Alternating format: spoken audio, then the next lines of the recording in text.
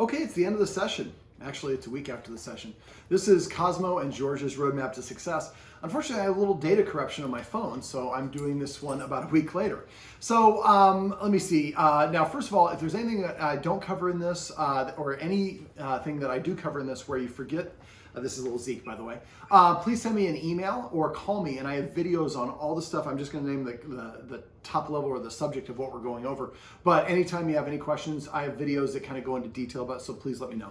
So the first thing we did, we talked about marker words. Make sure you're using that marker word. So every time your dog does something you want, you say the marker word the instant their butt hits the ground if you're trying to lure them into sit, and it's always followed with a treat. Now, you want to try to say the marker word the same time the action happens. So if the butt hits the ground, you would say yes. I can't remember what your marker word was, but yes, when the butt hits the ground, then you follow it by a treat. The treat and the marker word do not come at the same time unless you're doing something like cooking in the corner, the one where I was throwing those treats on the floor and saying yes when the dog got it, because that was the goal. Now remember, if you're using a marker word and the activity requires duration, like pottying, we would say the marker word at the conclusion of the marker word. Or the activity. So when the dog finishes potty, then we would say the marker word. And also be careful how you say it. A lot of people overemphasize the marker word at first. The dog sits there with, yes, and later always say yes, and it sounds like two different words for dogs. Now we also went over cues. Remember, you're not going to use the cue, the directive to tell the dog to do what you want until you are 90% certain. When you say it the first time, they're going to do it. So this can also be impacted by how busy the environment is, as well as how well the dog is trained. So if the dog's not trained, then you don't want to say sit, sit, sit, because you're just going to water down the word sit and they'll stop listening for it. So instead, it's better to lure them into a sit and just use your marker word. And after you're doing it 5 or 6 times, it's pretty easy. Then you sneak the cue in first. You say sit, then lure them into a sit, then say the marker word when their butt hits the ground, then release the treat. Eventually, you can drop the marker word. Some people do, some people don't. You don't have to drop the marker word. But once I say sit and the dog sits, it's not really needed, so I usually stop it at that point. We also went over hand targeting. I have a video for that. That's a great way to test the dog's engagement. So if you're not sure if your dog wants to engage with somebody and have a firm touch or target cue, and you ask the guest to do that, if the dog doesn't do it, the dog's way of saying, I'm not interested. So we want to make sure we're respecting that. We do have a video on dog consent, so if you have any questions on that, please let me know. Next thing we went over was really teaching dogs, manners. I call this petting with a purpose. Remember, petting with a purpose is if you would like to pet your dog or your dog would like you to pet it, you're going to tell it to sit or to lay down, not to shake. You're only going to do this for a couple months till you get in the habit of doing it. It's okay to pet Zeke here for no reason, sure. But a lot of times we absent-mindedly do it, and we're doing it at times when the dog's pawing at us or doing things that we don't realize. Oh, I'm petting the dog when it paws at me, so I'm telling the dog, pawing at me is a great way to get my attention. We might not always want that dog to interact that way. So it's better to ask them for a sit or a down. That's a much more polite behaviors. Remember to use the word manners if you suspect your partner. If Matt forgot to do it, and you come in the room, you see he's petting the dog but standing, you say, manners, and Matt says, oh, sit. If the dog sits, yes. Then pet under the chin, remember under chin, here, here, here. And then you can explain, actually, sweetie, I asked him to sit, and when you opened the door, he came in. Thanks for reminding me to. So remember, manners is a way of reminding yourselves. It's not a gotcha, it's just a gentle reminder. Yes, I know, a gentle reminder, I need to pet the Zeke. Now, we also talked about passive training, or what I like to call celebrating. Basically, celebrating is when the dog does things you want. So every time the dog comes to you, yes, and pet them, or your marker word and pet them. Every time they sit, look at you in the face, drink water, poop outside, go to the dog bed. It can be anything. So after a while, the dog knows, they really like it when I sit, and the dog will offer those behaviors more often as a way to get their attention. This is the easiest way to train a dog. It's probably one of the most powerful things I go over in my sessions, but it only works if you get in a habit of doing it. So make sure you say celebrate to each other if one of you forgets to do it. So if the dog walks up and sits down, somebody says celebrate to me, I just say yes, and I turn over and I start petting him. I don't need to know what it is because I'm not trying to try to use the cue. I just want to reinforce and reward the dog. So every time you sit, boy, people are all over you. That promotes good, healthy behaviors for the dog.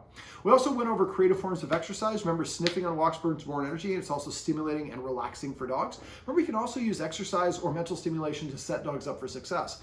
Exercising your dog before you take her for a walk, for example, is a great way to do that. Just make sure if you're exercising the dog, they get 10 minutes of rest before the next thing happens. Otherwise, they're often worse behaved. So you can also play tug of war. That would be something obviously more for Bill than for Cosmo. Play dates are a great way to burn energy. Probably not with each other, but with other dogs, maybe in the neighborhood or people that you meet. You can go to the dog park, but I just worry sometimes we don't get the best, most responsible people at the dog park. We can also get a doggy backpack. That'd be something that could be helpful for Bill. Bill. They can carry water, and that makes the walk a little bit more efficient.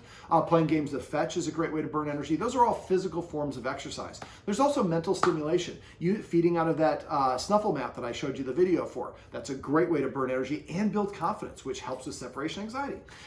Feeding out of treat dispensing toys and puzzles. I prefer the puzzles that are more round and roll around as opposed to like the board games with the sliders. Dogs seem to figure that one out pretty quickly and it becomes boring. The ball always rolls a little bit differently.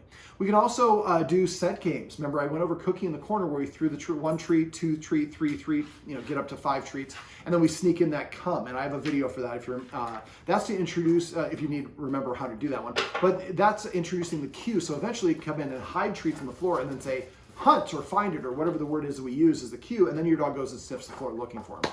You can Google scent names. There's a whole bunch out there, and there's a lot of great ways to burn dogs' energy through that mental stimulation. Training is another great way to burn energy. I want you to teach your dog to stay and to desensitize your dog. And so those are great things that you should be doing multiple times a day. It's better to practice stay maybe 3 to 5 times a day, less than 1 minute each practice round, than to sit down and practice for 5 minutes one time a day. You're going to be much more profound by practicing multiple times in shorter, successful sessions. And also remember, when it comes to training, the last repetition needs to be the best one. So when your dog starts getting fatigued, or if you get closer to 2 minutes, stay. Eventually you go past the 2 minutes. But you want to build up there. You want to make sure that the last repetition is a good one, and you quit before your dog gets bored or tired. Otherwise, if you get frustrated because your dog's not performing, your dog's going to remember you being frustrated and won't want to do that exercise the next time. Let me see. Let me see. Feeding out of snuffle mat, sniff walks, treat dispensing toys and puddles, scent games, like Cookie in the Corner, and there's a whole bunch more. And then play dates with other dogs also can be stimulating. And then, like I said, introducing new tricks and cues. The more cues that a dog knows, the more confident they are. And confidence is a great insulator against insecurity. That's where separation anxiety comes from.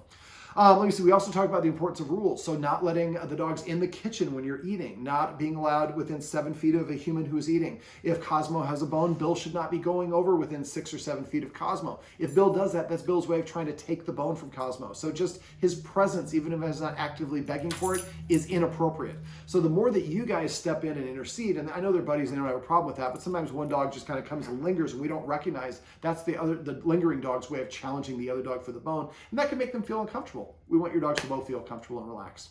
Now, the video above is on separation anxiety, so I'm not going to go through that other than just kind of give you a little parameters for it. There's a lot of components to that. Separation anxiety is a very complicated thing. I have had clients who have had tremendous success because they watch the video above and do it in stages and go back and watch the video, and then they check in with me. You're going to reach peaks and valleys. So when you get to them, please reach out to me. If I don't hear from you, I assume that means everything's going great.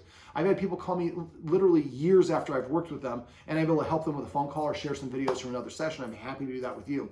But it's possible we may need to build on that, and you guys might have some questions and problems with teaching the dog to stay or reaching certain thresholds when you leave the room or leave the dog's sight or things along those lines. So you run into those hiccups, make sure you let me know. I'm here for you. I don't charge for that, and I want to be a supporting member for you. Zeker, this is where I usually introduce your dogs, but instead I'm going to have Zeke here. Zeke is a rescue dog that got surrendered to us because his guardian's partner was picking him up and throwing him against the wall as a puppy. And so now he's a little bit fearful of people, and we're working with him. Anyways, so this is Bill and Cosmo's Roadmap Success with a little bit of a send-off here from the Zeker. Remember, everything you do trains your dog. Only sometimes you mean it.